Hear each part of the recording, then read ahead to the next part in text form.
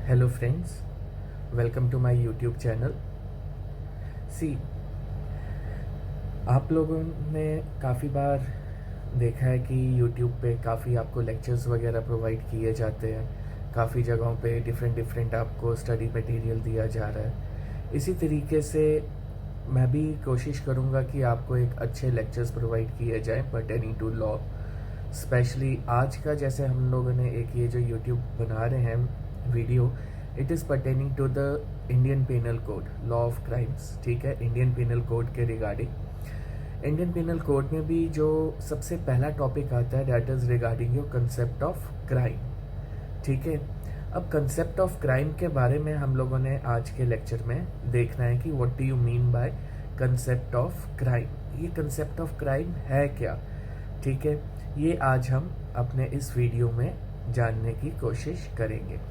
अब सबसे पहले दोस्तों देखो, ये जो मैं आज अपना यूट्यूब चैनल जो बना रहा हूँ और ये जो यूट्यूब पे वीडियो ये अपलोड करूँगा अभी थोड़ी देर में एडिटिंग वगैरह के बाद, इसमें मैंने अपनी तरफ से पूरी कोशिश की है कि आप लोगों के साथ मैं हर एक छोटे से छोटा पॉइंट डिस्कस कर सकूं और उस पॉइंट्स के बारे में आप लोगों को बता सकूं कि आप लोगों ने इस तरीके से एग्ज़ामिनेशन हॉल में लिखना। अब जैसे कि अब आप लोग देख रहे होंगे आजकल मेरे पास काफ़ी स्टूडेंट्स आ रहे हैं मेरी बुक्स परचेज़ करने। जैसे कि मैं आप लोगों को बता दूं कि मैंने लॉ पे बुक्स भी लिखी हुई हैं जिसका टाइटल है समृद्ध लॉ सीरीज़, शिवेन समृद्ध लॉ सीरीज़। ये मार्केट में तो अवेलेबल नहीं होती हैं, ये आपको मेरे यहीं से मिलती हैं। और मैक्सिमम जितने भी लॉ कॉलेजेस के स्टूडेंट्स हैं वो सब के सब यहीं पे आके मेरे से बुक्स लेके जाते हैं। और काफ़ी स्टूडेंट्स ने मेरे को रिक्वेस्ट की कि सर इफ़ पॉसिबल हमें ट्यूशन्स वगैरह प्रोवाइड कर दीजिए या हमें आप अपने लेक्चर्स दीजिए, अपने नोट्स, पर्सनल नोट्स दीजिए। सो हमें बताइए कि हम एग्ज़ाम्स में कैसे लिखें और हमें एग्ज़ामिनेशन पॉइंट ऑफ व्यू के हिसाब से हम चाहते हैं कि आपके लेक्चर्स हमें मिले ताकि हम वही चीज़ एग्ज़ाम में लिख सकें। बिकॉज बुक्स में जो मटेरियल मिलता है, चाहे आप कोई भी रेफरेंस बुक्स ले लें, ठीक है, चाहे भांगिया की लें, टकवानी की लें या डिफरेंट लॉ ऑथर्स हैं उनकी आप बुक्स लेते हैं, आप देखते हैं उसमें कितना डिटेल में एक छोटे छोटे पॉइंट को भी डिटेल में बताया गया है। लेकिन हम लोग एग्ज़ाम्स में उतना डिटेल में तो लिख नहीं सकते। अब हमें एग्ज़ाम में कितना लिखना है, एग्ज़ामिनेशन हॉल में हमने मार्क्स कैसे स्कोर करने हैं, वो मैं आपको इन अपनी ये जो बनाऊंगा वीडियोस, इसमें मैं आपको ये चीज़ें क्लियर करके बताऊंगा। ठीक है, सो सबसे पहले अब आप लोग देखिए, ये हमारा जो हमने चैनल बनाया है अपना यूट्यूब चैनल, ये दो चैनल्स के ऊपर मेरी वीडियोस अपलोड होंगी। एक तो हमारा एक इंस्टीट्यूट है उज्ज्वल एकेडमी जम्मू में, ठीक है, which is run under the chairmanship of my father Shri Satveer Gupta, he is a retired IPS officer. ठीक है, तो उनके चेयरमैनशिप के अंडर हमारा इंस्टीट्यूट चलता है। एक उस इंस्टीट्यूट के चैनल के ऊपर हमारी वीडियोस अपलोड की जाएंगी और दूसरा जो चैनल है वो मेरे नाम से है अमित रसोत्रा।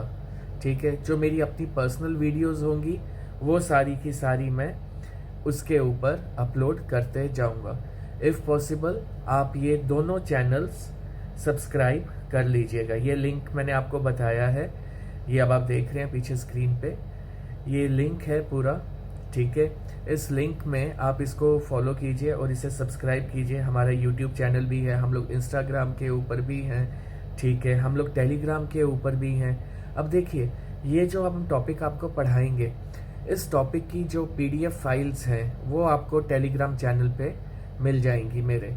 ठीक है, और एकेडमी का भी टेलीग्राम चैनल है, दोनों के लिंक्स आपको हम प्रोवाइड कर रहे हैं। ठीक है, और साथ ही साथ ये मेरे अपने पर्सनल चैनल्स हैं जो कि जिसके लिंक्स मैंने ये अभी स्क्रीन पे आप लोग देख रहे हैं। ठीक है, तो आप लोगों ने सिर्फ इस नाम से शेयर करना है, फाइंड करना है आई मीन, तो आपको वहाँ पे ये दिखेगा। ठीक है, अब जैसे जैसे आप लोग ये शेयर करेंगे अपने दोस्तों के साथ, उनको भी हेल्प होगी एग्जामिनेशन में कि किस तरीके से उन्होंने एग्ज़ाम में आंसर्स लिखने हैं। ठीक है, अब ज़्यादा टाइम और नहीं मैं बताऊंगा आपको इन चीज़ों के बारे में। So let's start with the topic. ठीक है, आज का जो हमारा टॉपिक है IPC के अंडर, वो है सबसे पहला टॉपिक हमारा कंसेप्ट ऑफ क्राइम। ठीक है, सो देखिए, कंसेप्ट ऑफ क्राइम, क्राइम क्या है? क्राइम को जानने से पहले हमें सबसे पहले एक चीज़ को जानने की रिक्वायरमेंट होती है। वो क्या है? हमें टर्म पता होनी चाहिए जिसको हम पहले डिफाइन करेंगे। वो क्या है? Wrong. That is before going to define crime हमें पहले पता होना चाहिए कि रॉन्ग क्या होता है। ठीक है, वो गलत क्या चीज़ है जो हम करते हैं। ठीक है, बेसिकली अगर हम बात करते हैं रॉन्ग की, तो रॉन्ग जो है वो दो तरह से किया जा सकता है। One is by commission of an act and second is by omission of an act. देखिए, there is a difference between the commission and omission. ठीक है, कमीशन और ओमिशन में डिफरेंस क्या है? कमीशन में हो गया जो आप कमिट कर दिए हैं, जो आपने किया है। ठीक है, उस चीज को हम बोलेंगे कमीशन। ठीक है, जैसे कि आपने किसी को जहर दे दिया है, killing of a person by giving poison. आपने किसी को जहर दे दिया और एज अ रिजल्ट उस बंदे की डेथ हो जाती है। That is what you call it as a commission of crime. Whereas omission of crime, suppose आपको कोई चीज करनी थी और आपने वो नहीं की। जैसे कि सपोज कोई बंदा हॉस्पिटल में एडमिट है और उसको नर्स की ड्यूटी थी कि उसको मेडिसिन देने की, टाइमली उसका वॉच रखने की, उस नर्स ने वो नहीं की। As a result of that उस आदमी की डेथ हो जाती है। That is what omission. जो उसको करना चाहिए था वो उसने नहीं किया। सो दोनों केसेस में डेथ हुई। एक कैसे हुई? जिसमें आपने जहर दिया, वो कैसे हुई? कमीशन, कमिट करके जो आपने दिया। और दूसरा, आपने जो प्रॉपर्ली ट्रीट करना था बंदे को, जो प्रॉपर्ली केयर करनी थी, वो आपने नहीं की। टाइमली मेडिसिन देनी थी, वो नहीं दी। वो आपने क्या किया? ओमिट कर दिया। ठीक है, नाउ आई थिंक आपको ये दोनों का डिफरेंस क्लियर हो गया होगा, कमीशन एंड ओमिशन। ठीक है, नेक्स्ट चीज जो अब आती है वो आती है रॉन्ग जो है, द टर्म रॉन्ग। ठीक है, इसको अगर हम ब्रॉडली क्लासीफाई करते हैं तो वो दो तरह से की जाती है। One is your private wrong and second one is your public wrong. Private wrong क्या होता है? प्राइवेट रॉन्ग वो रॉन्ग होता है जो एक पर्टिकुलरली किसी इंडिविजुअल या ग्रुप ऑफ इंडिविजुअल के खिलाफ किया जाए। ठीक है, एक पर्टिकुलर इंडिविजुअल के रिलेटेड आपने कोई ऐसी चीज कर दी, गलत कर दी, ठीक है, किसी को कमेंट पास कर दे, that is what your private wrong. But एक हो गया पब्लिक रॉन्ग। पब्लिक रॉन्ग में जो आप पूरी एक सोसाइटी के अगेंस्ट करें या पूरी कम्युनिटी के अगेंस्ट करें, उसे हम क्या बोलते हैं? Public wrong. पब्लिक रॉन्ग में हमेशा एक चीज याद रखना, the state becomes the party. अगर जैसे आप देखते हो, मैं आपको एक छोटी सी एग्जांपल दूं, अगर बाई चांस कोई अगर थेफ्ट किया है, रेप किया है, एक्सटॉर्शन किया है, मर्डर किया है, डकैती किया है, उसमें केस में एक पार्टी जो है वो स्टेट भी बनती है। ठीक है, जिसके अगेंस्ट वो क्राइम हुआ है वो तो है ही है, लेकिन स्टेट भी अगेंस्ट, जैसे कि A versus state of J&K पहली पार्टी बनेगी। दूसरी पार्टी जिसके अगेंस्ट हुआ है, सपोज किसी का मर्डर हुआ है, उसकी फैमिली के मेंबर्स या जो भी हैं वो बनेंगे। ठीक है, वो भी उस केस के हिस्सा बनते जाएंगे। लेकिन एक पार्टी जो बनती है वो है स्टेट। स्टेट मतलब जो आपकी कंट्री है, या आपकी जो, जैसे हमारी अब यूटी बन गई है, जम्मू कश्मीर। ठीक है, तो जब भी कभी कोई अब ऐसा IPC के अंडर ऑफेंस होता है तो उसमें एक पार्टी क्या होगी? हमारी जम्मू कश्मीर की यूटी भी होगी।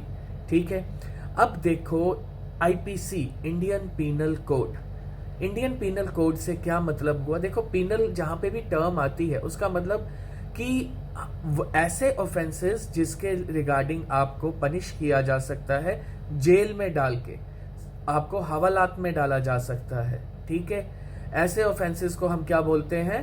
Penal offences. ठीक है, अब देखिए, आपको प्राइवेट रॉन्ग भी पता चल गया क्या होता है, और आपको पब्लिक रॉन्ग भी पता चल गया। अब नेक्स्ट जो चीज आती है क्राइम। ठीक है, अब हमने क्या कहा था कि आज का हमारा जो टॉपिक है that is regarding the conception of crime. Crime में क्या है? क्राइम सबसे पहले आप देखिए, अब crime is a public wrong. ठीक है, अब ये कैसे पब्लिक रॉन्ग होता है वो अब हम जानने की कोशिश करेंगे। If it is an offence against the community और a society as a whole, it is a public wrong. ठीक है, अब ये जो क्राइम है ये क्या करता है? अगर ये पूरी सोसाइटी या कम्युनिटी के अगेंस्ट किया जाए, ठीक है, तो ये उस सोसाइटी में क्या होगा? एक तरह की थ्रेट करेगा किस चीज को? एक आपकी सोशल सिक्योरिटी जो है। ठीक है, और साथ ही साथ सोशल डिसऑर्डर भी लाएगा। आजकल आप देखिए, जैसे हेट क्राइम्स बहुत हो रहे हैं रिलीजन के नाम के ऊपर। ठीक है।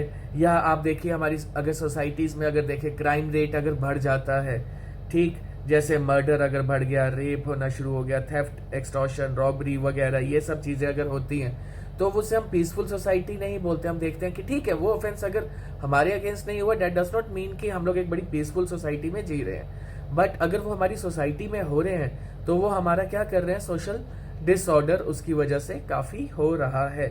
अब क्राइम जो है वर्ड, ठीक है, this is very important, the word crime has not been defined in the Indian penal code, ठीक है। मैनी अटेम्प्ट्स, देखो इसमें many attempts have been made to define, but most of the time everyone failed to give the most scientific definition। ऐसी एक definition हम आज तक नहीं बना सके क्राइम की जो पर्टिकुलरली सारी चीज़ों को कवर अप कर सके। बट स्टिल हमारे यहाँ पे कई लोगों ने ट्राई की है, कई थिंकर्स हैं, उन्होंने डेफिनेशंस देने की ट्राई की, बताने की कोशिश की कि क्राइम क्या होता है और कैसे होता है, ठीक है। अब आप देखिए, अब हम स्टार्ट करते हैं डेफिनेशन ऑफ क्राइम। इसमें कई जूरिस्प्रूडेंट्स थे जिन्होंने डेफिनेशन देने की कोशिश की।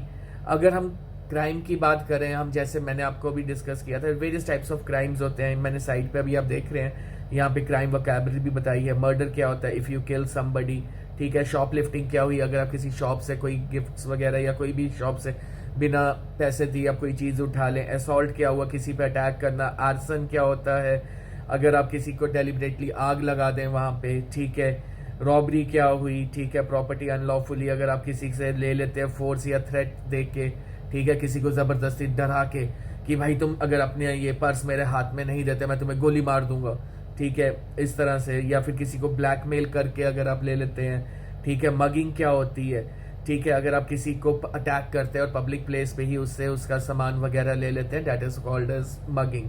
देन किडनैपिंग, ठीक है, किडनैपिंग और एब्डक्शन होता है। There is a difference between kidnapping and abduction. Kidnapping जो होती है वो हमेशा बच्चों की होती है, और एब्डक्शन जो होता है वो बड़ों का होता है, जो मेजर हो गए होते हैं, ठीक है। Below 18 years those will be follow in the criteria of your kidnapping. और एब्डक्शन जो होता है वो अबव 18 ईयर्स, बड़े लोगों का, ठीक है।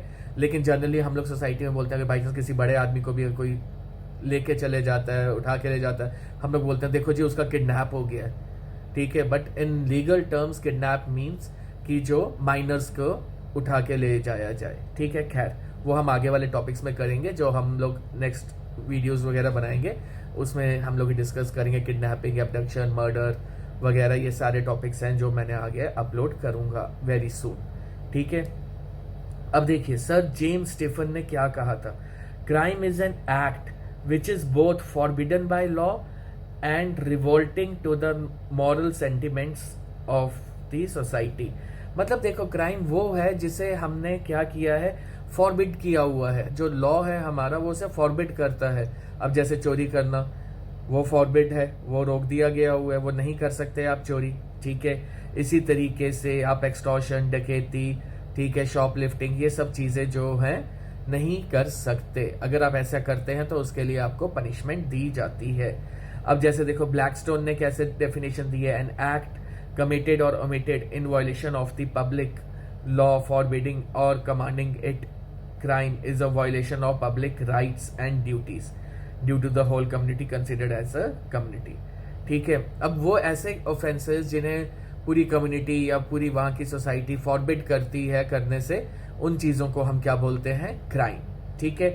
अब whenever the definition of crime, whatever be the definition of crime, it is clear that it is a wrong committed by an individual in the society। मतलब अगर हम ये कंसेप्ट ऑफ क्राइम की अगर हम बात कर रहे हैं, वो भी पीनल टर्म्स में अगर हम बात कर रहे हैं, तो मतलब ऐसे रॉन्ग एक्ट्स या ऐसी कमीशंस या ओमिशंस जो एक सोसाइटी के अगेंस्ट की जा रही हैं, उसे हम क्या बोलते हैं, क्राइम, ठीक है। अब देखो in its legal sense therefore crime include such offences which have been made punishable by the Indian Penal Code। ऐसे offenses जिन्हें punishable बनाया गया है, किसमें, इंडियन पीनल कोड में, ठीक है। इंडियन पीनल कोड क्या करता है, वो डिफाइन करता है ऐसी चीजों को कि कौन कौन से ऑफेंसेस हैं जो क्राइम की कैटेगरी में आएंगे।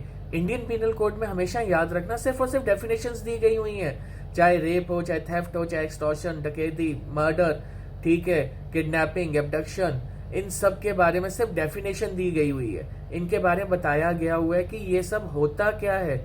लेकिन अगर आपको इसके रिगार्डिंग, पर्टिकुलरली किसी ऑफेंस के रिगार्डिंग अगर पनिशमेंट देनी है तो वो हम क्रिमिनल प्रोसीजर कोड को फॉलो करते हैं उसमें, ठीक है। इंडियन पीनल कोड में सिर्फ और सिर्फ डेफिनेशंस हैं, डिफाइन किया गया है कि कौन सा क्या ऑफेंस है, क्या क्राइम है, क्या है, ठीक है। ये क्राइम क्या होता है, इसकी डेफिनेशन क्या है, ठीक है। डिफरेंट डिफरेंट क्राइम्स की डेफिनेशंस दी गई हैं, हमने सिर्फ ये चीजें बताई हैं, ठीक है, इंडियन पीनल कोड में। लेकिन अगर उसके बारे में सजा देनी है तो वो हम क्रिमिनल प्रोसीजर कोड फॉलो करते हैं, उसमें प्रोसीजर्स बताए गए हुए हैं, जो कि हम आगे कभी जब हम क्रिमिनल प्रोसीजर कोड के ऊपर लेक्चर्स बनाएंगे, अपनी वीडियोस बनाएंगे, वो मैं आपको उसमें डिफाइन करके बताऊंगा, ठीक है।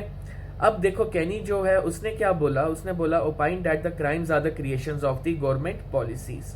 देखो समटाइम्स क्या होता है हमारी सोसाइटी में, अब जैसे कई सोशियोलॉजिस्ट हैं वो कहते हैं कि क्राइम जो है it is the result of the failure of the government policies, ठीक है। गवर्नमेंट की कुछ ऐसी पॉलिसीज हैं जिसकी वजह से ऐसे सर्कमस्टांसेस बन जाते हैं कि people do not feel satisfied, ठीक है।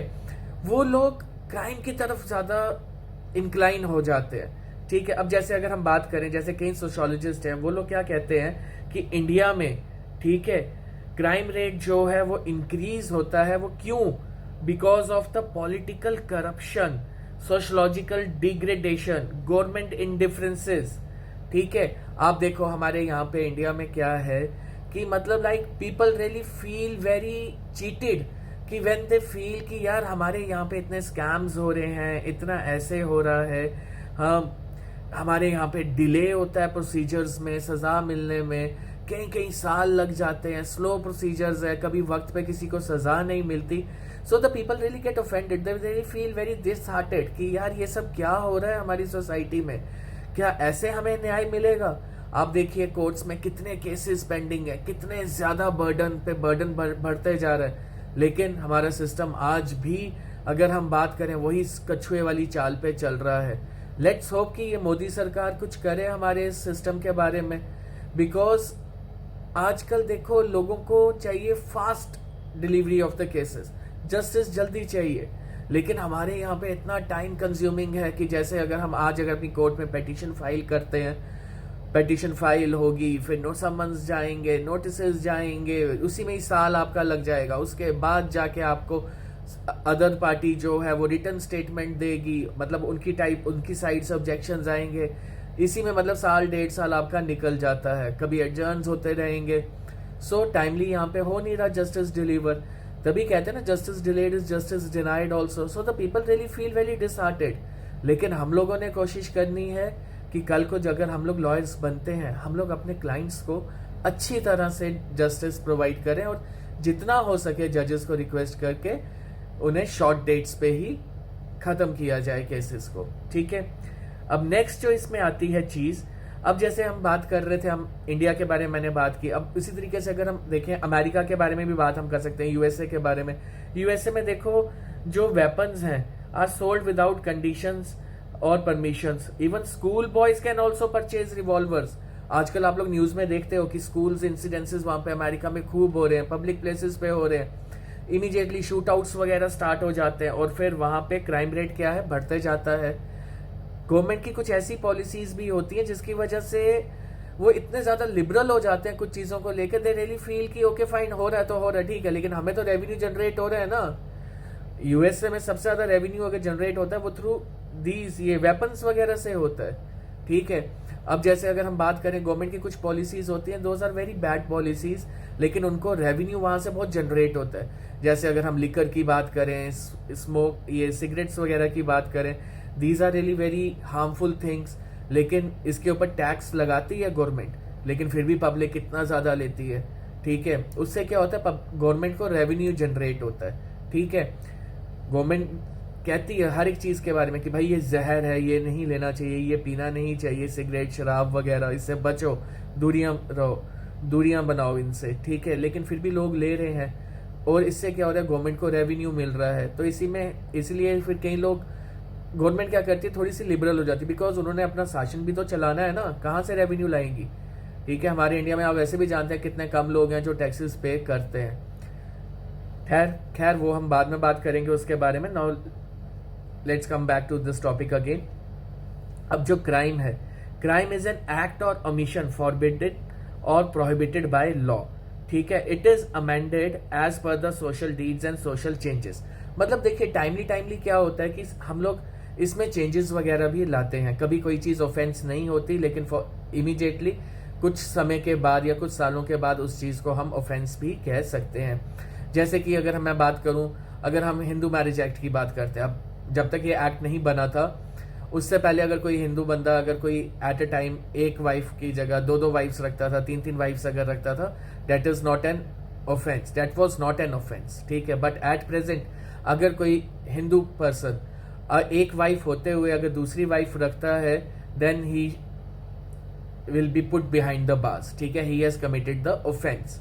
ठीक है, तो ये चीजें हैं। लेकिन जब ये एक्ट बना, जब से ये एक्ट बना उसके बाद ये ऑफेंस माना गया उसके बाद। लेकिन अगर किसी ने पहले अगर ऐसे की हो इस एक्ट के बनने से पहले, उसकी मैरिज वैलिड मानी जाएगी। ठीक है, इसलिए चेंजेस आती हैं टाइमली। सो ये चीज अब देखो, कंट्री टू कंट्री और एरिया टू एरिया और टाइम टू टाइम जो है लॉज डिफरेंट होते हैं कई कंट्रीज में। अब जैसे मैं बात करूं, पहले हमारे यहाँ पे क्या होता था, एडल्ट्री जो होती थी ना वो भी ऑफेंस होता था। ठीक है, वेयर एज अगर हम एडल्ट्री की बात करें यूएसए में वो बिल्कुल भी ऑफेंस नहीं है। ठीक है, और वेयर एज अगर हम इंग्लैंड की बात करें, एडल्ट्री जो था वहां पे it was just a civil wrong. ठीक है, अब एडल्ट्री इंडिया में भी जो है वो ऑफेंस नहीं माना जाता, it can be simply set as one of the grounds for the divorce. ठीक है, अब जैसे अनदर एग्जांपल अगर मैं दूं, consumption of an alcoholic drink is an offence. Sometimes क्या होता है कि कुछ स्टेट्स होती हैं, जैसे गुजरात में आपको अल्कोहल नहीं मिलेगा, वहां पे टोटली बैन है। ठीक है, तो वहां पे अगर कोई बंदा अगर बेचता है या अगर इस तरीके से पाया जाता है वहां पे सेल करते हुए, ही will B immediately put behind the bars. लेकिन अगर आप हमारे जम्मू कश्मीर की अगर आप बात करें, यहाँ पे जम्मू कश्मीर में आप देखो इतनी ज्यादा वाइन शॉप्स खुल गई हुई हैं, यहाँ पे बिंदास तरीके से यहाँ पे सेल आउट्स चल रही हैं। ठीक है, तो गवर्नमेंट को उससे रेवेन्यू जनरेट हो रहा है। ठीक, तो यहाँ पे आप सेल कर सकते हो, whereas in case of ये गुजरात में आप इसे सेल आउट नहीं कर सकते। अगर वहां पे करोगे वहां पे आपको हवालात में डाल दिया जाएगा। ठीक है, इसीलिए लॉ जो है it is neither static nor absolute. That means कि ये विद टाइम टू टाइम ये चेंज भी होता है, विद टाइम टू टाइम इसमें अमेंडमेंट्स आती रहती हैं। कभी कुछ क्राइम बन जाएगा, कभी वो क्राइम की कैटेगरी से हट भी जाएगा। ठीक है, अब इसी तरीके से अगर हम बात करेंगे ये क्राइम के बारे में, क्राइम को अगर हमने और अच्छे तरीके से जानना है तो हम एक काम करते हैं, इसको डिफ्रेंशिएट करते हैं किस किस के बीच में, क्राइम और टॉट्स के बीच में। ठीक है, क्राइम और टॉट में क्या डिफरेंस होता है। क्राइम जो होता है it is a public wrong, whereas जो टॉट है it is a private wrong. Public wrong और प्राइवेट रॉन्ग का आपको डिफरेंस मैंने बता दिया हुआ है। अब देखिए, जो पर्सन कमिट करता है क्राइम, उसको हम क्या बोलते हैं, क्रिमिनल। वेयर एज जो पर्सन टॉट करता है, कमिट्स टॉट, is called as tortfeasor और रॉन्ग डूअर। ठीक है, it is an offence against the public at large और सोसाइटी एज अ होल। जैसे मैंने आपको पहले बताया, ये जो क्राइम है ये पूरी सोसाइटी के अगेंस्ट माना जाता है। ठीक है, वेयर एज ये जो टॉट है ये पर्टिकुलरली इंडिविजुअल या ग्रुप ऑफ इंडिविजुअल्स के अगेंस्ट माना जाएगा। जब भी कभी आप पिनल ऑफेंस करते हैं, जैसे इंडियन पिनल कोड में जितने भी ऑफेंसेस बताए गए हैं वो सारे के सारे क्रिमिनल कोड्स में चलाए जाते हैं, और जो टॉट्स होते हैं वो सारे के सारे सिविल कोर्ट में होंगे। ठीक है, ये आगे आने वाले टाइम में मैं आपको बताऊंगा सिविल कोर्ट और क्रिमिनल कोर्ट्स में डिफरेंसेस।